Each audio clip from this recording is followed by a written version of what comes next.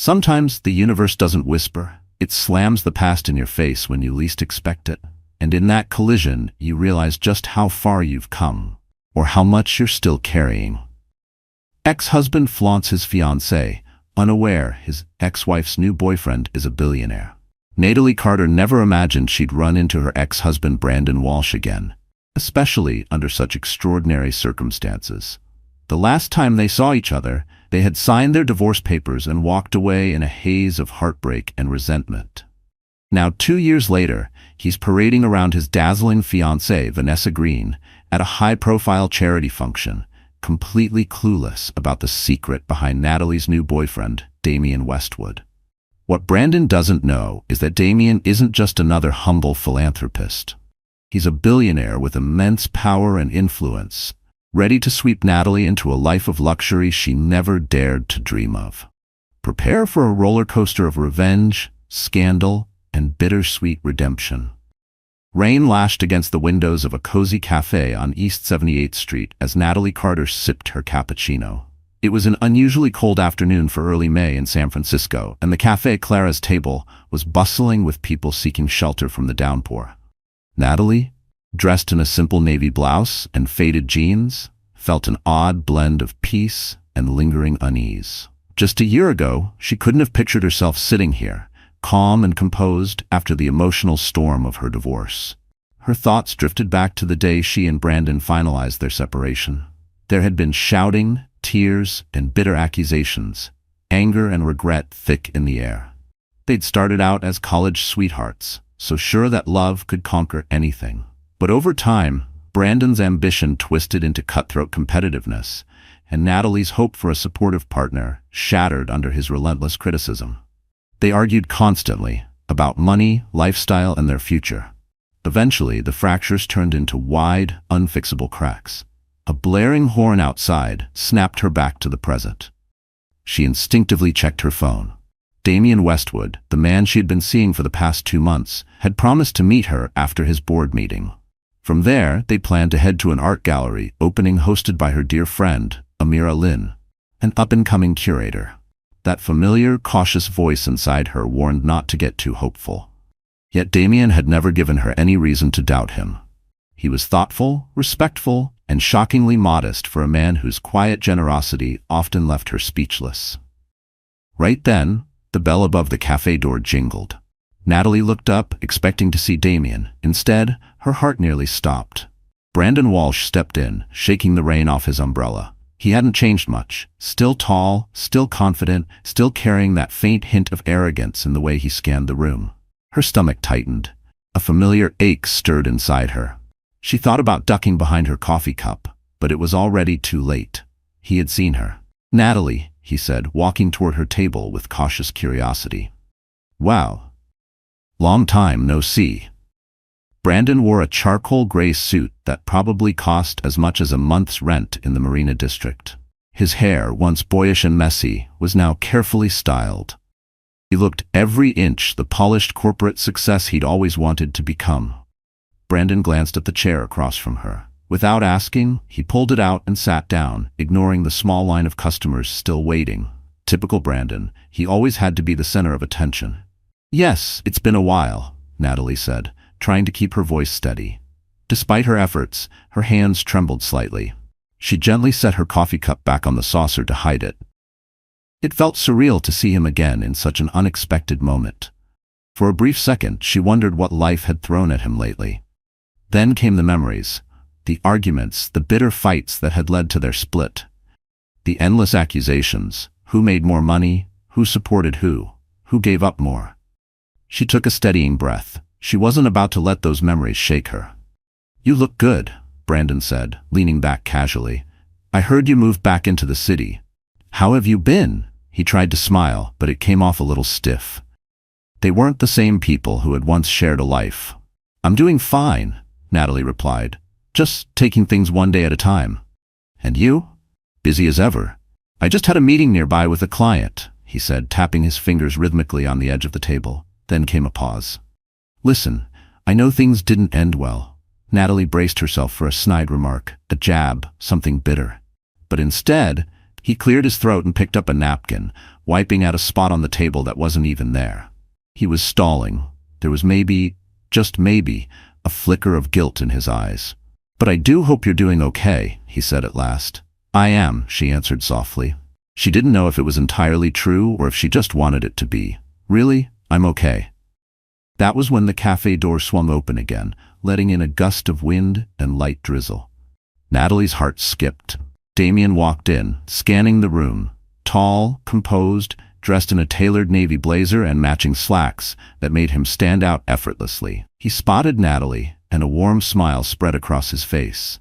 Brandon followed her gaze, his brow furrowing ever so slightly, confusion giving way to something colder, calculation.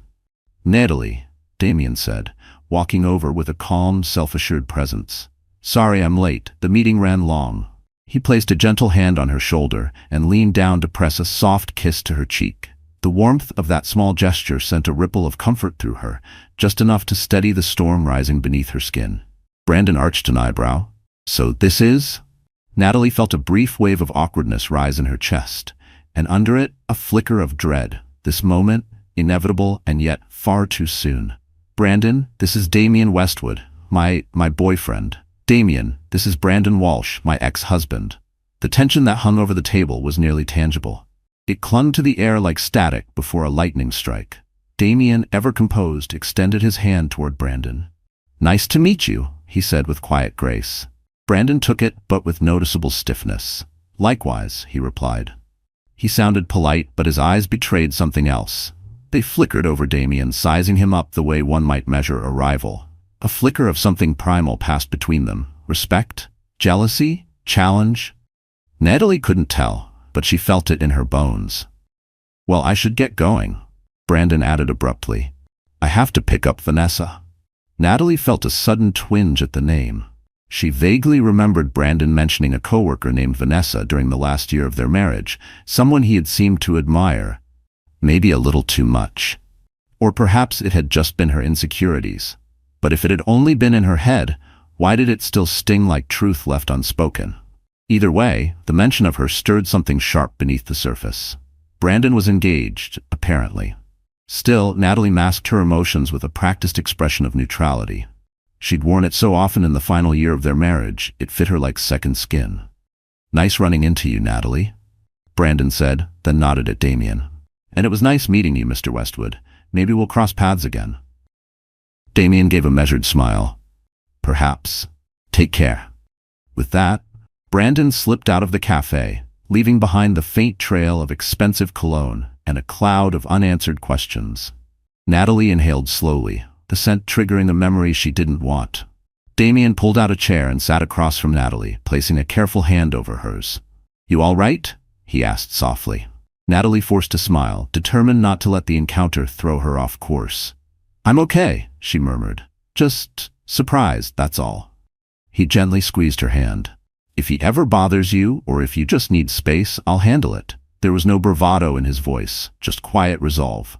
"No, it's fine," she said quickly. "I'm over him, at least I think I am." She let out a sigh, trying to ignore the way Brandon's presence still made her chest feel tight. Not from longing, but from the familiar ache of having once loved someone who never really saw her. "Let's just head to the gallery," she said, standing. "Amir's expecting us." Damien nodded, rising and helping her with her coat like the gentleman he always was. As they stepped back out into the rain-slicked street, Natalie realized Brandon had left her with a swirl of emotions she wasn't quite ready to unpack. Swirling inside her was a storm of thoughts. What she didn't know was that this unexpected encounter was only the beginning of a tangled web about to unfold. A web that would pit old resentments against new hopes, and uncover secrets so staggering that no one involved would walk away unchanged. 2 days later, Natalie found herself tucked in the sunlit corner of her apartment, flipping through old photo albums she had shoved into storage after the divorce. Why she'd chosen this particular moment to revisit those memories, she wasn't sure. Maybe seeing Brandon had stirred something deep inside her, a flood of nostalgia, both sweet and bitter. Her phone buzzed. It was a text from Amira Lynn. "Did you see the article in the Chronicle about Brandon's upcoming engagement party? Apparently it's going to be huge, like Society page is huge. You okay? And quickly typed back, I'm fine. Just a bit surprised. We ran into each other yesterday. Amira responded with a barrage of shocked emojis, followed by, he's totally showing off Vanessa. Word is she's from a big-name family. Sounds like they're throwing a ridiculously over-the-top event next month. If you need backup, you know I'm your girl. Natalie exhaled deeply. So that was it. Brandon, ever obsessed with status, was turning his new engagement into a social spectacle. She felt a flicker of something she couldn't quite name. Hurt, maybe. They had once talked about a vow renewal for their 10th anniversary. Something intimate, something real, just family and close friends. That dream had crumbled, replaced now by his new, glittering celebration with someone else. She turned another page in the album. There it was. A photo from their college years. Brandon, all messy hair and gleaming eyes, hugging her in front of their dorm building. That younger version of them looked so hopeful, so sure they had forever. How had it gone so wrong? She set the photo aside, refusing to let herself spiral. Life had changed since the divorce. She was no longer that version of herself. She had her own architecture studio now, Carter Design Studio, and had kept the Carter name, mostly because the business had been legally registered under it well before the marriage fell apart. She'd built a small but promising client list. And then there was Damien. He had entered her life like a breath of fresh air.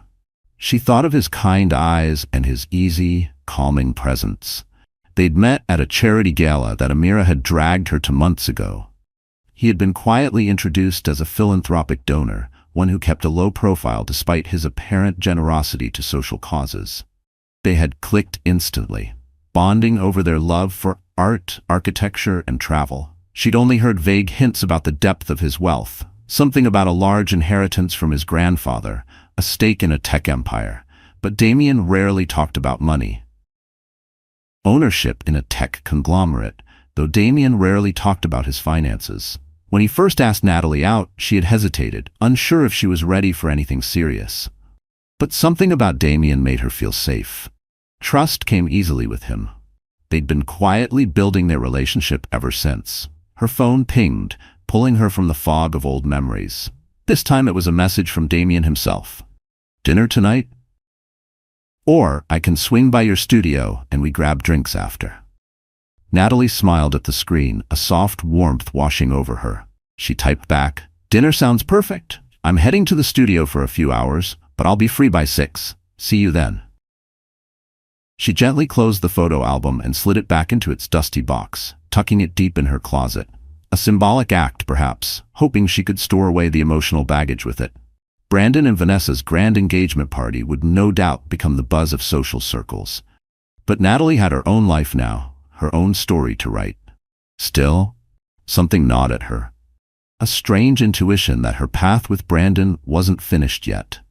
That the ex-husband she'd tried to leave in the past might soon come charging back into her life, bringing drama in his wake. Later that evening, the delicate chime above the door of a charming French bistro rang as Damien guided Natalie inside, his hand resting lightly at the small of her back. The restaurant, Maison Lune, was one of the most sought-after spots in Pacific Heights, known for its layered soufflés and impeccable wine list. Soft jazz floated in the background, mingling with the warm glow from antique chandeliers. The maitre d' recognized Damien immediately and led them to a private corner table, away from curious glances. Natalie settled into her seat, admiring the elegant place setting, polished silverware, crisp white linens, everything arranged with care. She noticed a few diners at nearby tables casting glances toward Damien, as though they recognized him, or at least suspected he was someone notable. She was used to it by now. Anytime they went out, there was always that little ripple of speculation. Damien handled it with quiet grace, never arrogant, never overly revealing, just poised. I took the liberty of ordering a bottle of your favorite red, Damien said, his smile warm. I thought we could celebrate your big news. Natalie's lips curved with delight. Earlier that day, she had signed a major contract with a boutique hotel chain, an opportunity that could elevate Carter Design Studio to the next level. The firm had discovered her work through social media and reached out after seeing her latest portfolio. That's so thoughtful, she said. I still can't believe they picked me. Damien reached across the table and took her hand. You deserve every success. Congratulations. There was something about the way he said it, soft, certain, like he truly believed in her more than she ever had in herself. A sommelier approached with the wine, carefully pouring them each a glass. They toasted quietly, the soft clink of crystal echoing through the intimate space. Outside, rain streaked softly down the windows, blurring the city lights and cocooning them in their own quiet world. Natalie took a sip, the velvety red wine warming her throat. The conversation flowed naturally as they caught up on each other's day. Damien mentioned an upcoming trip to London for a philanthropic conference, though, true to form, he avoided sharing too many details about his financial affairs. She wondered, not for the first time, what he held back. Not out of secrecy, but perhaps out of habit or protection. There were walls around him, elegant but firm. Natalie, on the other hand, lit up as she spoke about her new design concepts for the boutique hotel. Her mind had been racing with ideas since the contract was signed. She described sketches and mood boards with a kind of energy she hadn't felt in years. And he listened, not just politely, but with real interest. Halfway through the meal, her plate filled with a rich coq au vin, his with a perfectly seared salmon, Damien set down his fork and cleared his throat. I've been thinking, he began, glancing at his plate as if gathering the right words, about introducing you to some people in my circle, friends, business associates. I want them to know about the incredible woman I'm with. There was a flicker of vulnerability in his voice that she rarely saw, like this mattered more than he let on. Natalie paused, fork halfway to her mouth. You do?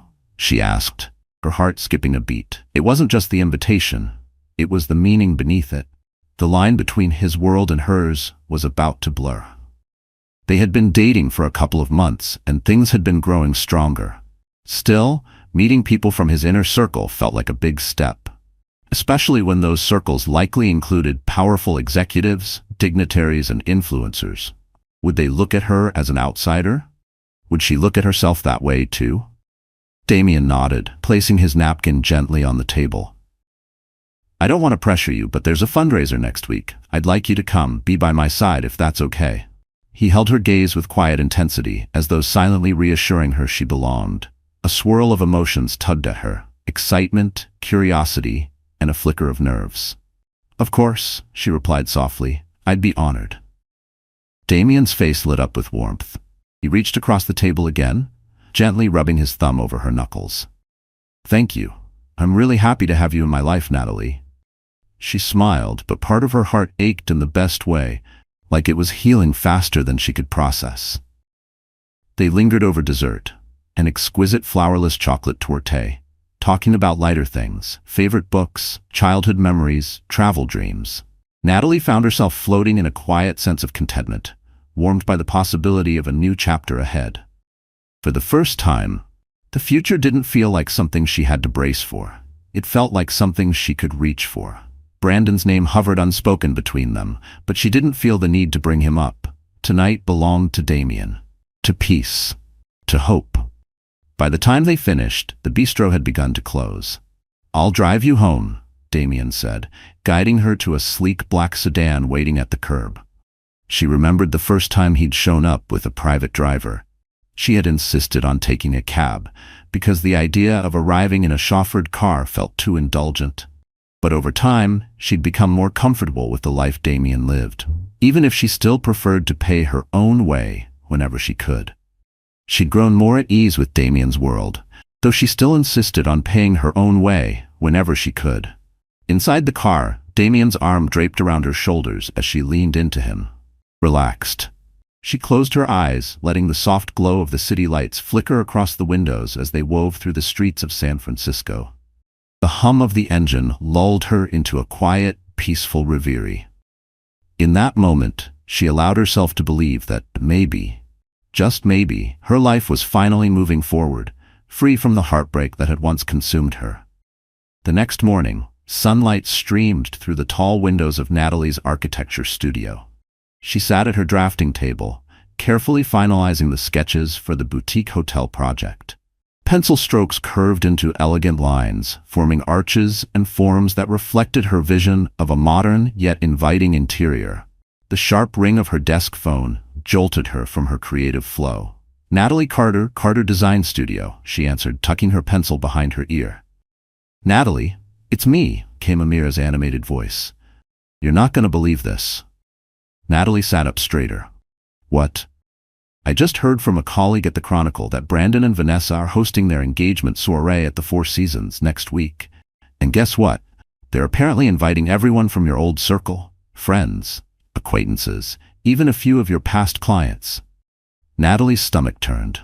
"Why would they invite me, though?" she asked. "Yeah, that's the weird part," Amira replied. "Word is Brandon didn't want you there, but Vanessa insisted. She told the Chronicle she wants a harmonious future. Or maybe she just wants to flex a little." Amira paused, then softened her tone. "I know you probably don't care anymore, but I thought you should know, just in case an invitation shows up." Natalie let out a long, slow breath. She hadn't expected Brandon's engagement to go so public, but knowing his obsession with appearances, she wasn't shocked. "Thanks for the heads up," Natalie said.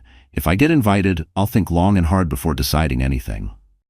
"Just remember," Amira added, "you don't owe them a single thing." Natalie smiled faintly at that.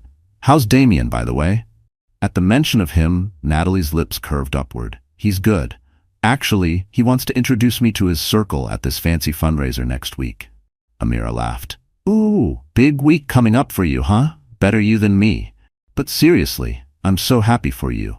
And if you need a +1 to Brandon's fiasco, or a bodyguard, I'm your girl."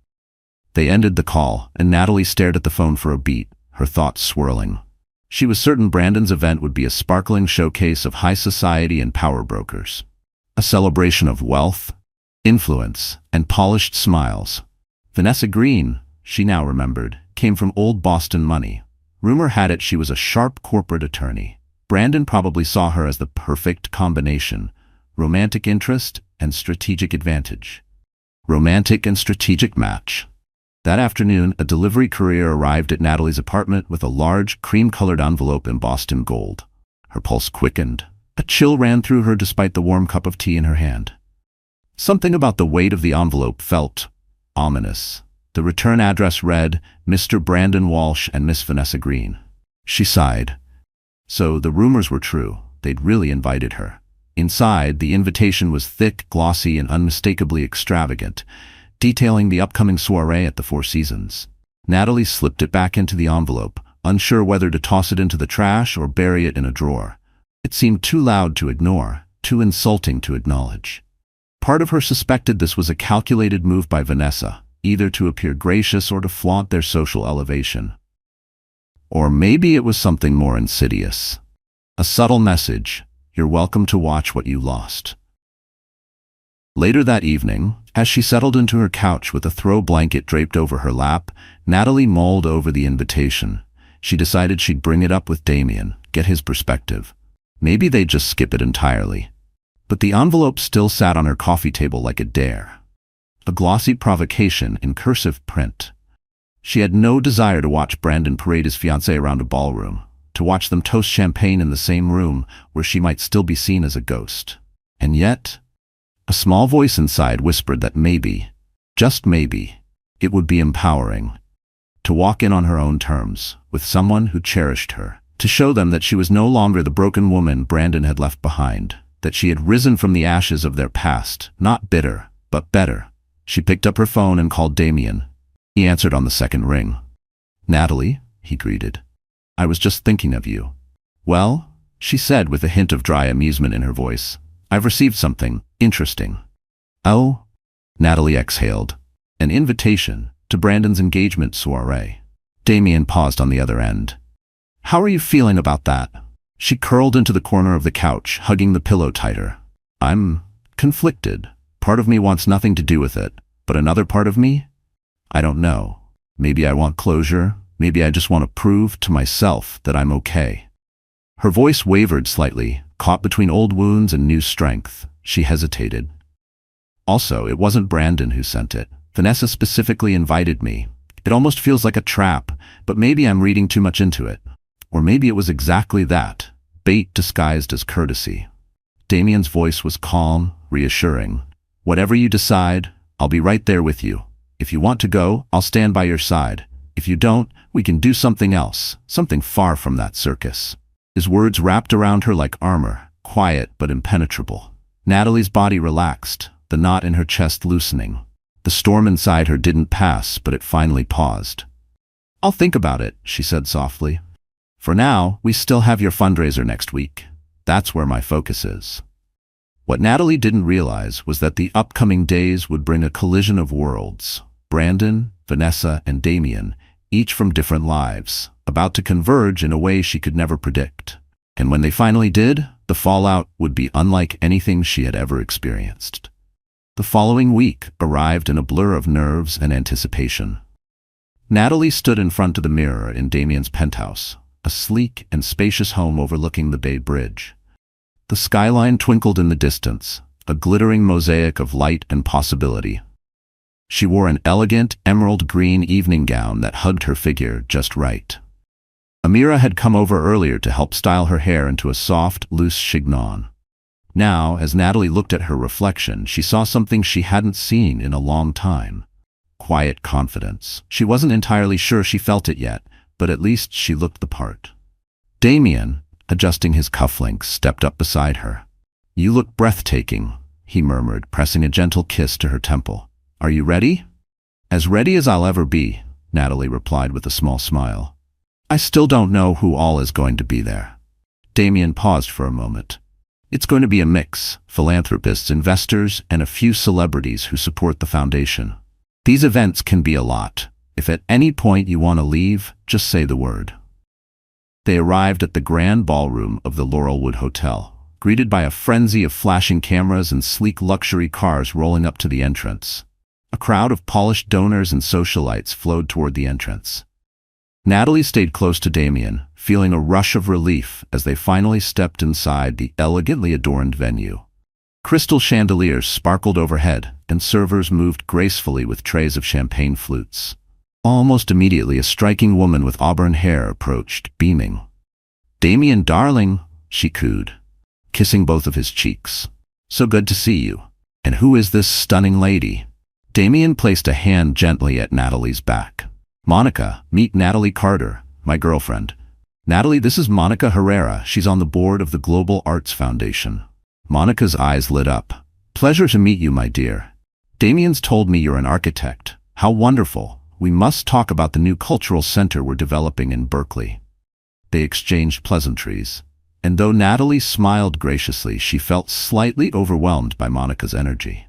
More people soon joined them, the conversations following a predictable rhythm. Cordial introductions, mild curiosity about Natalie's background, and then a quick pivot to philanthropic endeavors or business ventures.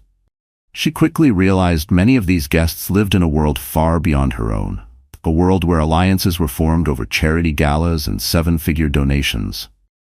Midway through the evening, Natalie drifted toward a quieter corner to admire an exhibit highlighting the foundation's work. Photos of hospitals built in underserved regions, art scholarships awarded to young talents, and environmental restoration projects spanning continents. She was quietly reading a plaque about a wildlife conservation effort in Africa when a voice startled her from behind. "Natalie Carter? Is that you?" The voice was male and vaguely familiar. She turned around and froze. It was David Russell, an old acquaintance of Brandon's and someone he used to meet with about real estate ventures. David's eyes widened in recognition. "Almost didn't believe it. How are you?" Natalie forced a polite smile. "I'm well, David. Didn't expect to see you here." Her voice was calm, but a familiar tightness crept into her chest, the kind that came from standing too close to old ghosts. "I'm a sponsor," he replied, swirling the wine in his glass. "Always good for business to donate to worthy causes, right?" He gave a grin that didn't quite reach his eyes, the kind of grin that said, "I'm here to be seen, not to feel." "Actually, I've got a table next to, Brandon Walsh. At the engagement party, you planning to attend?" Natalie felt her posture stiffen. Like a reflex, her spine straightened, her breath caught. The mention of Brandon's name still came with static. "Still deciding?" she said carefully. David chuckled low. "You should go. Brandon's been bragging non-stop about his new fiancée. Something about her father's connections in DC. He's definitely on a roll." Might be worth seeing what you're missing. A flicker of annoyance rippled through her, and beneath it, something sharper. Disgust, maybe, at how easily Brandon turned relationships into business strategies. Trust me, I'm not missing anything, she replied coolly. Besides, I'm here with someone else. She glanced around, hoping Damien would appear and give her an out. She didn't want to look like she needed rescuing, but just this once, she wouldn't mind the interruption. David caught the hint. All right, I'll let you go. Take care, Natalie. He winked, subtle and smug, and drifted away like a shadow that overstayed its welcome. He wandered off, wine glass in hand, leaving a bitter taste behind, reminders of a life she no longer wanted. She exhaled and leaned against the exhibit display, trying to collect herself. A painting of a fractured cityscape loomed behind her, too metaphorical for comfort. Suddenly, a warm hand touched her shoulder. She turned. Damien was there, concern in his eyes. Relief washed through her like sunlight breaking through fog. Everything okay? Natalie nodded, forcing a small smile. Yeah, just someone from my old life. Want to get some air? Please. He guided her to a terrace overlooking the glittering skyline. The cool night breeze brushed her cheeks.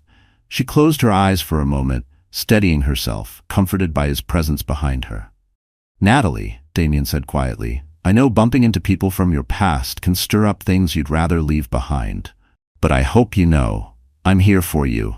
She turned to face him, tears threatening to rise. It wasn't just David. It was the whole tangled history threatening to rise to the surface. Thank you, she whispered. I'm okay. It's hard sometimes. Brandon's engagement party is just days away, and I guess I'm still dealing with how he used to undermine me. I don't want to be that woman who can't let go. She hated how her voice cracked on the last word, but it felt honest. Damien reached out, gently brushing a strand of hair from her face. You're not that woman, he said softly, but if you feel like you need to go to that party for closure, I'll go with you. A small spark of gratitude flared in her chest, and with it, the realization that this wasn't just about the past, it was about reclaiming her place in her own future. I appreciate that, she murmured, stepping closer and resting her head against his shoulder. High above the city, under the golden shimmer of skyscraper lights, Natalie couldn't shake the feeling that something was stirring. That Brandon's grand event wouldn't just be an engagement celebration. Secrets were rising to the surface, ones that could change everything, believed about her past and her future. The Four Seasons Hotel shimmered with opulence as Natalie arrived, hand in hand with Damien. After much thought, she had decided to attend Brandon's engagement soiree. It felt like the necessary final step to close the door on that chapter of her life. Damien, in a sleek black tuxedo, stood tall and steady beside her, a calm, quiet strength. Natalie wore a midnight blue gown that contrasted beautifully with her dark hair, and for the first time in a long while, she felt an inner confidence she wished she'd had years earlier. A red carpet stretched along the hotel entrance, where paparazzi snapped photos of high-profile guests, CEOs, politicians, and socialites, as they stepped into the event. Inside, a lavish floral arrangement dominated the grand foyer. Classical music floated in from a string quartet in the ballroom, while waiters glided between guests, offering trays of champagne and hors d'oeuvres. Within minutes, Brandon appeared. He looked sharp in a custom-tailored suit, his expression flickering with surprise as his eyes landed on Natalie and Damien. At his side stood Vanessa Green, radiant in a silver gown that shimmered under the chandelier light. Her auburn hair was swept into a graceful updo. Vanessa's gaze settled on Natalie with polite interest. Natalie? Vanessa greeted warmly, extending a hand. I'm so glad you could make it. Brandon mentioned he'd run into you recently. Natalie shook her hand, noting the massive diamond on Vanessa's finger. Thank you for the invitation, she said with a carefully polite smile. Brandon cleared his throat. Damien, he said with a nod. Good to see you again. Damien responded with calm grace. Likewise, congratulations on your engagement. An awkward pause followed before Vanessa gently touched Brandon's arm and excused them both to greet other guests. Natalie exhaled and looked at Damien with quiet gratitude. Well, that wasn't too bad, she whispered, though her pulse still thudded in her chest. They made their way deeper into the ballroom, sampling hors d'oeuvres and chatting with a few acquaintances. Amira was there too with her boyfriend and waved Natalie over to a corner. They chatted for a bit, Amira slipping in dry, witty remarks about Brandon's over-the-top chord choices, but despite the laughter, a subtle current of tension wove through the evening. From afar, they watched as Brandon and Vanessa held court. Vanessa was poised and polished, exuding a calm sophistication in every glance and gesture. Brandon, for his part, appeared proud, almost smug, as he introduced her to high-powered figures in the room. It was a spectacle of social maneuvering that made Natalie's head spin. Partway through the night, a hush fell over the ballroom. Brandon stepped up to a microphone and tapped it twice. "Good evening, everyone," he said, his voice echoing through the hall. "Vanessa and I want to thank you all for being here tonight to celebrate our engagement. We're thrilled to share our happiness with so many of you." His smile was polished, his tone just humble enough to sound rehearsed. Polite applause rippled across the crowd. Vanessa took the mic with a poised smile. "I couldn't be more grateful to have Brandon by my side. We're looking forward to many milestones together, and we're touched to have friends and family here supporting us tonight. Thank you." Her delivery was flawless, but Natalie couldn't help noticing the way Vanessa's fingers tightened briefly around the microphone, her smile just a second too long. Another polite wave of applause. Brandon handed the mic off to the band, which immediately began playing a lively tune. The conversations resumed. Waiters appeared with fresh flutes of champagne. Damien turned toward Natalie with a quiet smile. "You've handled yourself like a queen," he whispered. His voice wrapped around her like a protective veil in the middle of the storm. She let out a long breath she hadn't realized she'd been holding. "I think that's enough closure for me," she said softly. "Maybe we can slip out soon." The weight of the room, the eyes, the carefully curated masks, it was all starting to feel suffocating. But before they could move, a voice sneered behind them. "Slipping out so soon? You haven't even properly congratulated the happy couple." Natalie turned. It was Brandon's mother, Patricia Walsh, a woman known for her love of pearls and thinly veiled judgment. She had once adored Natalie.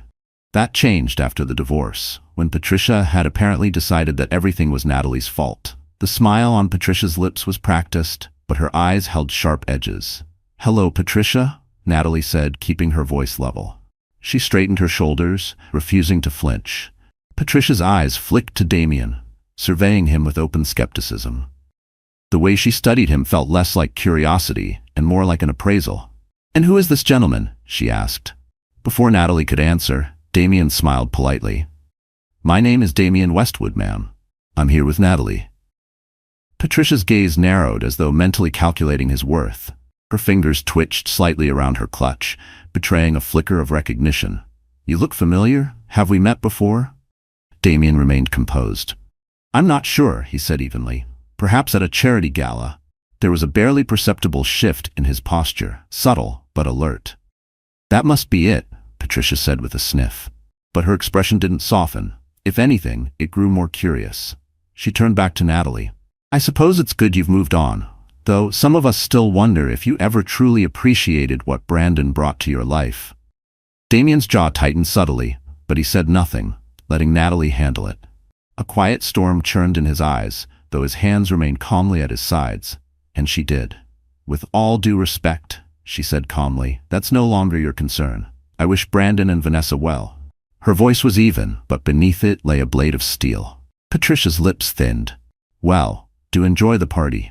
She pivoted and walked away, trailing tension like expensive perfume. And for a moment, Natalie could almost hear the echo of the woman she used to be, desperate for Patricia's approval.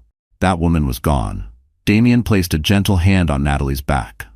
"You all right?" "I'm fine," she said quietly. "Let's get some air." They strolled out to a small terrace overlooking the glittering city below. The lights, music, and soft hum of conversation from inside faded into the background. Natalie finally exhaled, releasing a breath that had felt stuck in her chest all night. The tension between her shoulder blades loosened until the next storm found her. "That woman always made me feel inadequate," she murmured. The admission sat heavy on her tongue, a truth she hadn't voiced aloud in years. Damien rubbed her shoulder gently. "You're far from inadequate. I'm proud of you. for standing your ground."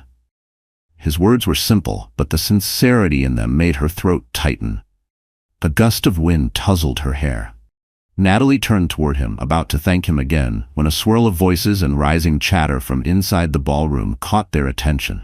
They exchanged a glance and quickly stepped back in. The shift in energy was immediate. Something had shifted, cracked open. At the front of the room, Brandon stood once more at the microphone, Vanessa beside him. But this time neither of them looked celebratory. They looked flustered. Their practiced poise had fractured under pressure, and the room sensed it. "Please, everyone, remain calm," Brandon's voice echoed through the speakers, tight and controlled. The room buzzed with confusion. Guests shifted uncomfortably. The hum of unease grew louder with every second. Natalie spotted a large security guard making his way through the crowd, heading straight toward them. Her pulse spiked, a reflexive dread curling in her stomach like smoke. A sudden knot twisted in her stomach. "Excuse me, Mr. Westwood," the guard said, his eyes darting between Damien and Brandon at the mic. "Could you come with me, please?" Natalie's heart sank. She gripped Damien's arm. "What's going on?" The guard looked uneasy. "We received a tip that someone might be here under false pretenses." He didn't sound convinced, but protocol had overridden courtesy. A hush fell over the room. Heads turned. Murmurs spread like wildfire. Phones were already raised, some filming, others texting. A scandal was blooming in real time. Brandon took the mic again. "Damien Westwood, we need to verify your credentials. We can't allow anyone to crash this event." His voice was calm, but his eyes flickered with something darker. Satisfaction? Or self-preservation? Natalie's mouth dropped open in disbelief. She stared at Brandon, her eyes flashing. "You invited us," she hissed under her breath. But the damage was already done. The insinuation hung in the air like a stain. Vanessa stepped forward to the microphone, clearly unnerved. "Brandon, we don't need to make this a scene," she said carefully, her voice low. But the strain in her tone betrayed her embarrassment and her fear of losing control. Damien raised his hands in a calm gesture. "It's all right," he said evenly, addressing the guard. "I'm happy to clarify who I am." He turned to the room, scanning the sea of curious faces. Some stared with suspicion, others with thinly veiled amusement. Few dared to blink. "But I would like to know who's behind this so-called tip." People whispered. The air crackled with speculation. Natalie looked sharply at Brandon, suspicion rising. Had he orchestrated this? Brandon looked confused, unsure. But nearby, Patricia stood with a look of smug satisfaction on her face. Her expression said what her sons didn't. "This is the punishment for stepping outside your station." Then, from the far corner of the ballroom, a voice cut through the tension. "I placed the call." All heads turned. A well-dressed older man stepped forward, someone Natalie instantly recognized as Gerald Preston, Vanessa's father. He stepped into the center of the room, leveling Damien with a cold, assessing stare. The silence deepened, heavy with the scent of power being wielded like a blade. "I've heard rumors about you, Mr. Westwood," he said, voice clipped and firm. "Rumors that you claim to be wealthy and philanthropic, but no one seems able to verify the source of your fortune." He looked around the room. "We can't allow just anyone into these circles." And just like that, the invitation became an interrogation. Natalie felt outrage boil in her veins. "He's not just anyone, he's—" Damien gently squeezed her hand, signaling her to stay calm. He turned to Gerald Preston with remarkable composure. "Sir, you're right. I typically keep a low profile about my finances," Damien said steadily. "But I can assure you I'm more than qualified to be here tonight. If you'd prefer, we can step aside and verify whatever credentials you need." A tense silence followed. Brandon cleared his throat, unsure of what to do. Vanessa looked horrified, clearly embarrassed by her father's public outburst. The security guard hovered, awaiting instructions. Without missing a beat, Damien calmly reached into the inside pocket of his jacket and retrieved a business card. He handed it to the guard. "If you call this number," he said coolly, "my office will confirm my identity. I'm a principal investor in ArcLight Tech, among other ventures." A ripple of surprise swept through the room. ArcLight Tech was a massive name in the technology industry. The recognition spread quickly. Gerald's face lost a shade of color as he snatched the card from the guard and read it. Brandon's expression flickered, caught somewhere between confusion and envy. Vanessa's father exhaled sharply, clearly realizing he'd made a major mistake by publicly questioning Damien. The guard spoke quietly into his earpiece. A moment later, he nodded. "It's confirmed, sir. My apologies, Mr. Westwood." He stepped back, leaving Damien free to stand unhindered. An uncomfortable silence settled over the ballroom. Damien turned to Brandon and Vanessa, his voice even but firm. "Congratulations again on your engagement," he said, "but I think we'll be leaving now." With that, he took Natalie's arm and led her toward the exit. Amira trailed behind them, muttering under her breath about the absurdity of the scene they'd just endured. Outside, in the hotel lobby, Natalie's emotions spilled over. "I can't believe they tried to throw you out like you were some kind of fraud," she said, blinking back tears of fury. Damien's expression softened. "I've dealt with worse. Let's just go home." As they stepped into the night, one truth burned bright in Natalie's mind. Brandon and Vanessa hadn't just tried to humiliate her. They had tried to publicly discredit Damien. The gloves were off now, and the next encounter wouldn't just be awkward. It would be explosive. The morning after the disastrous engagement soiree, social media exploded with speculation. Word had spread like wildfire about the confrontation at the Four Seasons. Society blogs and gossip tabloids ran with headlines like, "Billionaire called out at elite party, identity challenged in public showdown." "Investor mistaken for party crasher, fiancé's father sparks showdown at lavish engagement." That was just one of the many headlines circulating as Natalie woke to a flood of texts from Amira, gleefully detailing the online aftermath of the night's fiasco. Screenshots, video clips, social media threads with hashtags like Partygate and Westwood Mystery. The internet was feasting. Even Brandon had called her late in the night, leaving a voicemail, one she had no intention of returning. Still, curiosity got the better of her. She tapped play. "Natalie, hey, I'm sorry about what happened tonight. I had no idea Vanessa's father would react that way. Look, maybe we can talk sometime soon. Clear the air. Let me know." She deleted the message without hesitation, irritated but strangely satisfied. The sound of his voice, once so familiar, now felt like a relic from another life, one she had no desire to reopen. At least now, Damien's identity was no longer a mystery to anyone. He wasn't just the calm, reserved man at her side. He was now undeniably seen as a powerful figure with presence in elite circles. And he had handled the chaos with the same quiet strength he always carried. Not once had he flinched. Not once had he lashed out. That restraint, that grace under fire, spoke volumes more than any headline ever could. That morning, he invited Natalie to his penthouse for breakfast. Over buttery croissants and strong coffee, they debriefed the entire event, his tone colored with light amusement. "I guess the Prestons think I'm some con artist who sweet-talked my way into high society," he said, shaking his head with a dry chuckle. "It's not the first time someone's doubted my intentions." But this time, Natalie could hear the wariness beneath the humor, the sting of being questioned not for what he'd done, but for what he represented.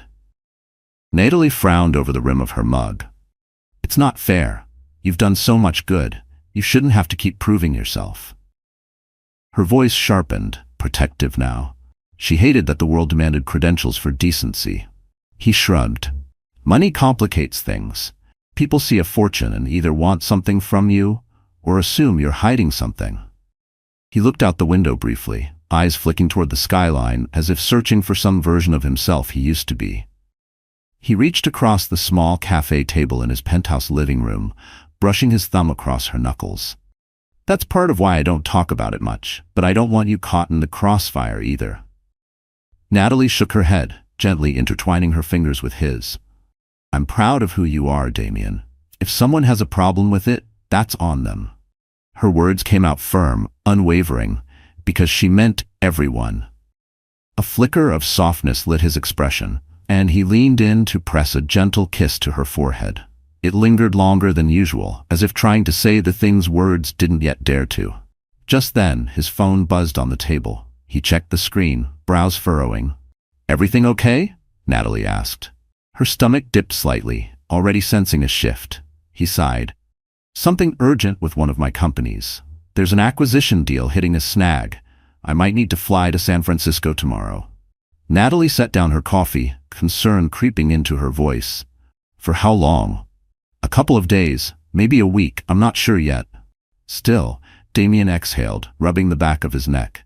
I'm sorry about the timing. I hate leaving, especially after everything that just happened. Natalie offered a soft, reassuring smile. Don't worry. Go handle your business. I'll be fine. They spent the rest of the day together, strolling through the park and browsing a local art exhibit, deliberately choosing to tune out the media frenzy swirling around them.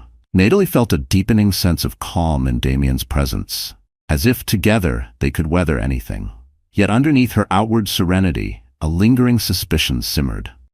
Brandon had never liked being overshadowed. He thrived on control and despised being made to look weak or inferior. Now that Damien's identity and his wealth were public knowledge, Natalie suspected Brandon would see it as a threat. And when Brandon felt threatened, trouble tended to follow. Her intuition proved accurate. Late that afternoon, just as she was about to return to her apartment, her phone buzzed. An unknown number flashed on the screen. She hesitated, then answered. Natalie, it's Vanessa. The voice trembled, composed but barely. Can we meet? I need to talk to you about Brandon. Natalie's pulse quickened. Vanessa? Why would she call? Part of her braced for some kind of ambush or confrontation, maybe even an accusation that she'd upstaged the engagement soiree. But the shakiness in Vanessa's voice wasn't aggressive, it was fragile. Curiosity got the better of her. They agreed to meet at a quiet tea shop the next day. When the call ended, Natalie sat frozen for a moment, her stomach twisting. Vanessa hadn't sounded smug or performative. She'd sounded almost desperate. Maybe the picture-perfect facade of Brandon and Vanessa's engagement was already beginning to crack. And if so, what secrets might come spilling out? The next day, gray skies hung low as Natalie stepped into Marlowe's tea house in Midtown, a cozy spot known for its loose-leaf blends and calming ambiance. She slipped into a corner booth, scanning the softly lit space. Vanessa arrived shortly after, wearing a black trench coat over a cream blouse. Her posture was stiff, and when she removed her coat, her hands trembled ever so slightly. Thank you for meeting me, Vanessa said quietly, settling across from her. Natalie studied her face. There were faint shadows under her eyes. She didn't look anything like the glowing fiancée from the engagement party. No problem, Natalie replied gently. What's going on? A server came by, and Vanessa ordered chamomile tea. Natalie asked for Earl Grey. They sat in awkward silence until the server left. Vanessa cleared her throat. I know this might sound strange, but I don't have many people I can talk to about Brandon. She hesitated, eyes dropping to the table. He never speaks much about you, but I did some digging. I know how your marriage ended, abruptly, painfully. Natalie's stomach tightened. What do you want to know? Vanessa laced her fingers together tightly. Her knuckles turned white as if bracing herself against her own thoughts. Is he always this controlling? She hesitated, then continued, voice quiet but edged with frustration. I've seen glimpses before, but last night, how he handled the fiasco with your boyfriend, he was furious. Not because his father embarrassed Damien, but because he felt overshadowed. We had a huge fight afterward. Her lip trembled just for a second, before she steeled herself again. Natalie studied Vanessa's face, weighing how honest to be. She recognized that haunted look. She'd worn it herself once in the mirror. There was no point in sugarcoating the truth. Brandon has a need to win, she began softly. Everything in our marriage turned into a competition. It didn't start out that way. In college, he was driven, but kind. But over time, his ambition became everything. He set these impossibly high expectations. And if I didn't meet them, he'd tear me down. Her voice tightened, not with anger, but with the memory of being slowly eroded. She paused. He never saw me as his equal. It was always about him. Vanessa's eyes shimmered with unshed tears. She blinked fast, like she refused to let them fall. Not here, not yet. I'm starting to see that too. After last night, he stormed around the penthouse, shouting about how he'd be damned if he let some nobody show him up. I pointed out that Damien is clearly not a nobody, and Brandon lost it. She looked down at her hands, voice trembling. I have money, connections, but Brandon wants more than that. He wants me to help him climb. Her words cracked under the weight of realization, as if she were hearing herself for the first time. Natalie felt a pang of empathy, despite all the pain Brandon had once caused her. She remembered how charismatic he could be, how persuasive, how easy it was to get caught up in his oversized dreams. He made you feel like you were building something big together, until you realized the foundation was made of you. So why reach out to me? Natalie asked gently. Vanessa hesitated, then glanced around the tea shop, her eyes darting as though checking for eavesdroppers. Even here, in a quiet booth surrounded by warm lighting and clinking cups, she looked hunted. Because I'm not sure I can go through with this engagement, and I need to know if Brandon's ever done anything questionable, financially or otherwise. She swallowed. My father's pressuring me to go through with the wedding, but I'm scared. Her voice barely made it past her lips, but fear has a sound, and Natalie heard it loud and clear. Natalie's thoughts drifted back to the fights over money during her marriage. She remembered Brandon once trying to convince her to dip into her personal savings to fund one of his risky ventures. When she refused, he called her short-sighted and unsupportive, and that had just been the start. Every disagreement after that had a price. But illegal? Not to my knowledge, she said carefully. I can't say he ever broke the law, but he definitely manipulates situations to serve himself, usually at someone else's expense. She saw the flicker of relief and dread in Vanessa's eyes. Confirmation never felt clean.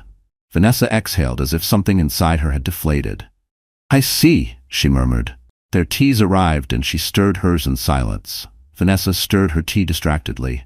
He's pressuring me to sign a prenup, one that heavily favors him. Something about future earnings tied to my father's investments. Natalie's eyebrows shot up. That's a huge red flag. I know, Vanessa whispered, tears threatening to spill over. He wants me to sign it before we even set a wedding date. My father thinks it's just smart business, but I'm not comfortable. And after last night, the way he went on about Damien, I realized I don't even know the man I'm engaged to. A wave of sympathy rolled through Natalie. As much anger as she held toward Brandon, she couldn't deny that Vanessa was trapped in a toxic situation. You have every right to be cautious, Natalie said gently. Listen, if you ever need someone to talk to or a place to clear your head, you can reach out to me. I'm not your enemy. Brandon is my past. Vanessa bowed her head. Thank you, I appreciate that. They sipped their tea in thoughtful silence. After a few moments, Vanessa spoke again. I'm going to talk to him. I'm planning to confront Brandon about postponing the wedding, at least until I feel more secure about everything. I just don't know how he'll take it.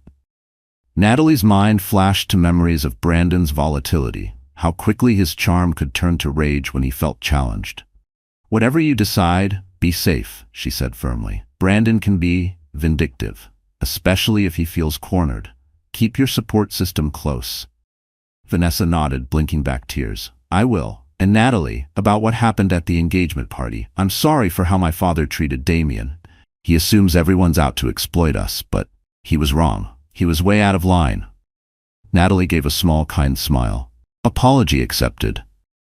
They stepped outside the tea shop, clouds heavy above them. As Vanessa walked off, her shoulders hunched against the wind, Natalie stood still, watching her disappear down the street. Her heart was a tangle of emotions, pity for Vanessa, disgust for Brandon, and a flicker of relief. She had escaped that world. But something in her gut said this conversation wasn't the end of it. It was the beginning of something dangerous. Brandon, when cornered, could be ruthless, and if Vanessa truly chose to push back, she might expose a side of him Natalie knew all too well, the side that never forgave or forgot. The next morning, Natalie awoke to a flurry of frantic texts from Amira. Still half asleep, she reached for the remote and turned on the TV. A breaking news banner flashed across the screen. Brandon Walsh under investigation for fraud.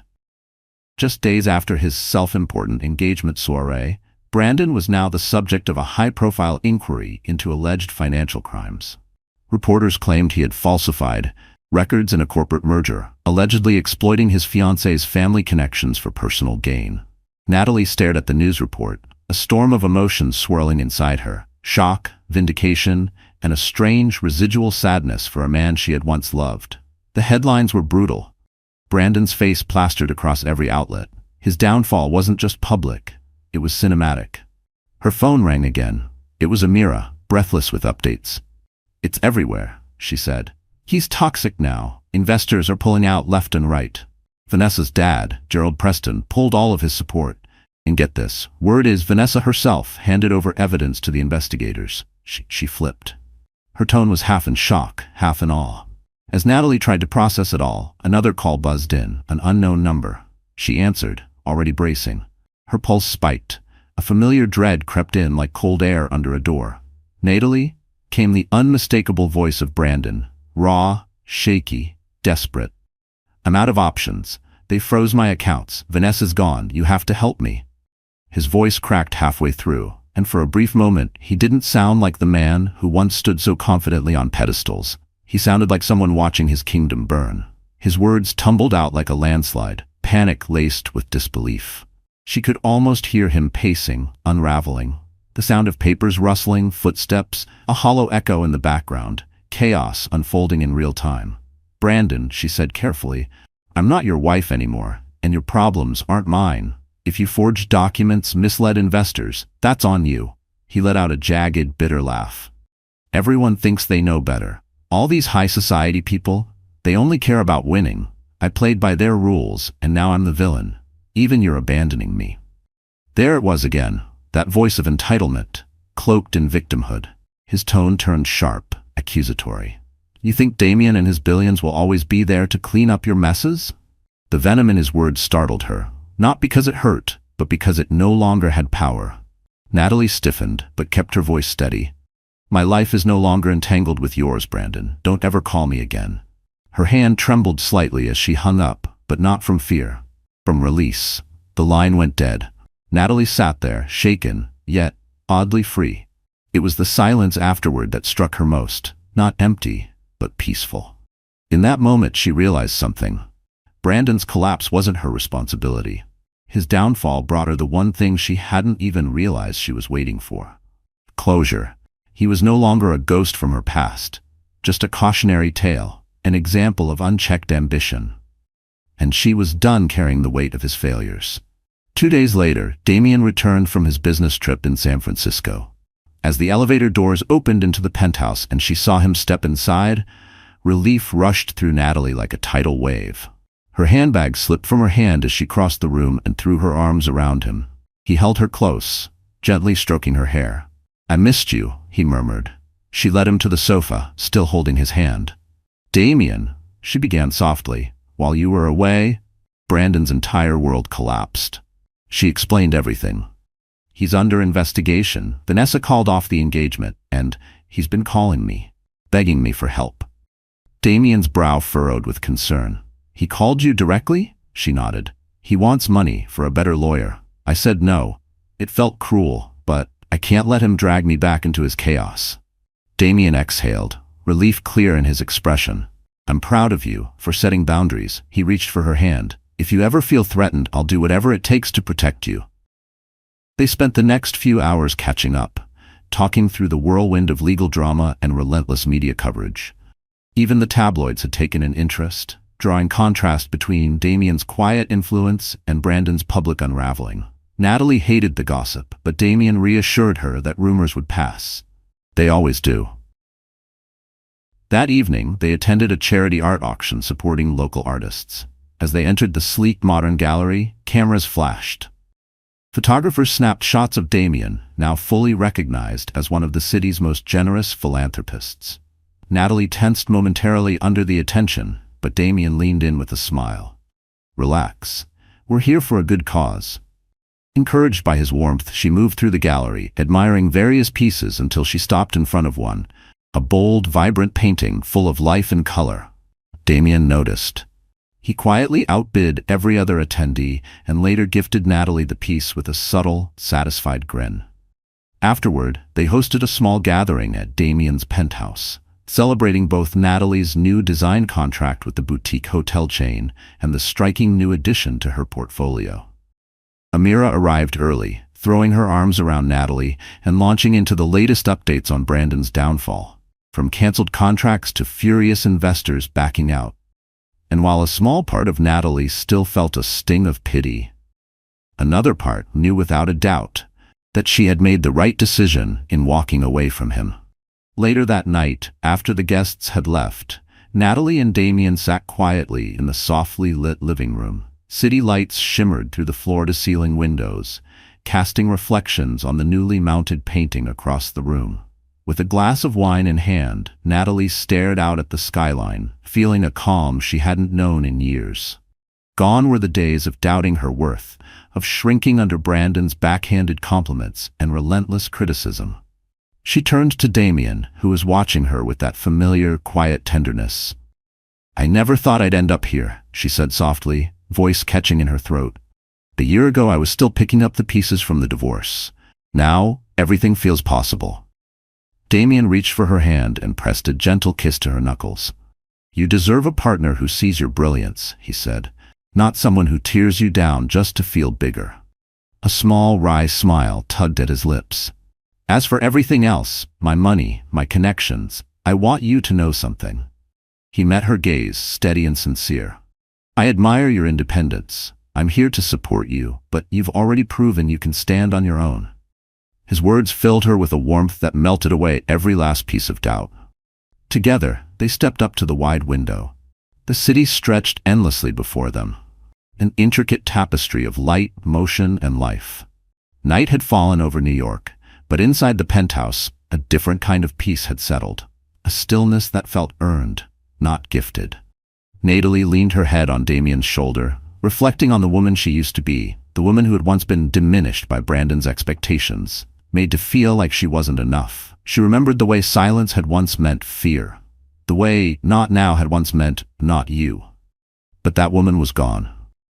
In her place stood someone reborn. A woman who had reclaimed her confidence, rediscovered her love for architecture, and opened her heart to a man who nurtured her dreams, instead of silencing them. She had built something new, this time from her own foundation. Down below, the bright, chaotic pulse of the city surged forward, unmoved by one man's downfall or another's redemption. Yet in that still, intimate moment, Natalie felt something profound: freedom. Not just from Brandon, but from the weight of ever needing to prove her worth to anyone again. She was no longer haunted by the past. She stood at the edge of something new, something beautiful. Hand in hand, with a man whose quiet strength and boundless devotion she cherished more than anything else. There was no need for grand declarations. His presence said it all. Thank you for walking with us through Natalie's journey, one of heartbreak, betrayal, resilience, and, ultimately, quiet triumph. She didn't just survive a painful chapter. She rose from it. She faced down the shadows of her past, let go of the need for validation, and chose herself, piece by piece, truth by truth. Her strength wasn't loud, it wasn't vengeful, it was steady, intentional, free. She rebuilt her life not with noise but with clarity, not with revenge but with peace. And maybe that's the deepest message of all. Dear friend, life, as the Stoics remind us, won't always go the way we hope. People will disappoint us, plans will fall apart, but we are never powerless. Every day we're given a choice to let the pain define us or to use it as fuel for something better. Natalie's story is not just about love lost. It's about the love she found within herself. It's about choosing to rise, not because the world made it easy, but because she refused to stay broken. We don't get to choose what storms come, but we do get to choose who we are after they pass. So let today be the day you stop chasing approval and start honoring your own strength. If this story moved something in you, if you saw even a piece of your own journey reflected in Natalie's, we'd be honored if you tap like, share this with someone who needs it, and subscribe for more stories that go beyond the surface, stories that remind us we're not alone. Thank you for being here. You matter more than you know.